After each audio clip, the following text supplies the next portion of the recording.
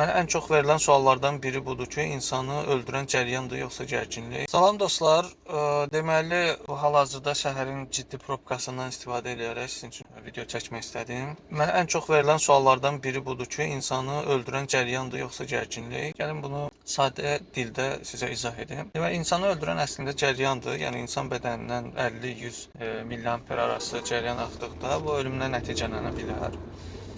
Sadəcə olaraq deməli insan bədəni müəyyən müqavimətə malikdir və bədən müqaviməti həddindən artıq böyükdür.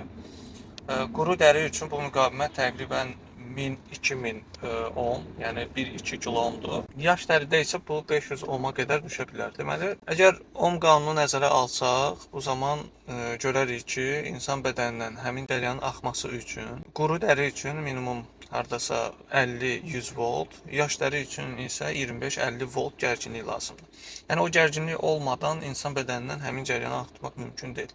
Yəni öldürücü olan əslində cəryandır, sadəcə onu yaradan isə gərginlik. Bəs niyə yüksək gərginlik üzərində olan deməli oturan quşları tok vurmur?